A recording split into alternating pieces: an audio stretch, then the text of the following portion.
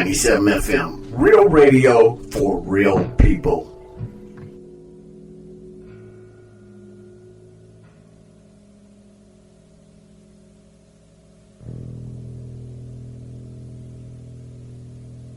We were talking the other day about listening to the radio and you learning everything that was on the radio. Out of all the music you listen to, which music you would influence more by, and what particular players, if any, that you might have come across? Mostly popular music. Mm-hmm. Elvis Presley, Beatles, James Brown, Sinatra, whatever. At that period, that's when I was coming up. Like, let's say the 60s. Mm-hmm. Whatever was like hip then, that's what I was checking out. Mostly from the radio, whatever you see on TV, that sort of stuff. Mm-hmm. And I really wasn't influenced that much by bass players. To tell you the truth, I didn't even know who the bass players were most of the time. That's true, they wouldn't tell you. You just knew who the singer was, Right. you know. So, mostly like off 45s. Mm-hmm. So, but like players like yourself, for instance, you were on a lot of those Atlantic dates, out of Muscle Shoals, etc., New York.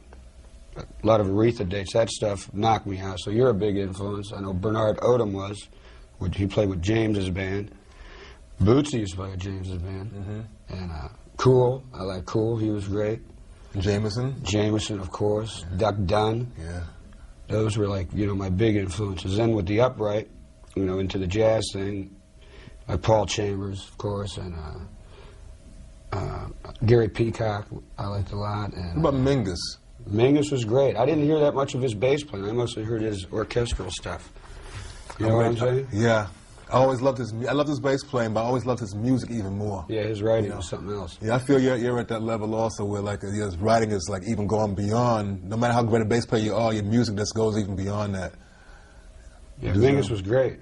I really liked him a lot, and all the cats that were on all the records. Paul McCartney, I love his bass playing. You know, all the cats. Yeah. Whatever was out there. Doing it. There was some good stuff. The Marketplace. Lots of records too. Harvey Brooks, you know, with the Electric Flag, and Billy Rich with Buddy Miles. That whole period of stuff was fantastic. Great. Can you give me one example of any particular style thing something that stuck with you out of all those people you mentioned?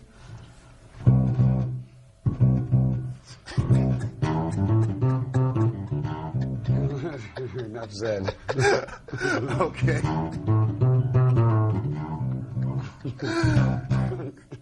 Thanks, Jerry. No, okay. That was Jerry's bass part with B.B. King. What tune was that on? Could have been one about 4 or 5. That was a Live and Well album. Yeah, on Live and Well. One of those Live and Well, one of those pieces.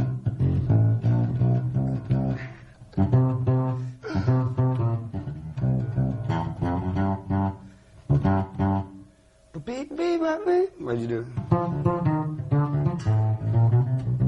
Yeah.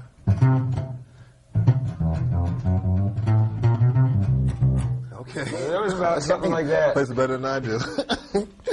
Any advice to musicians, young and old, new, beginners? Just keep your minds open, you know, keep an open head about music. I grew up in Florida, where there was no real musical prejudice.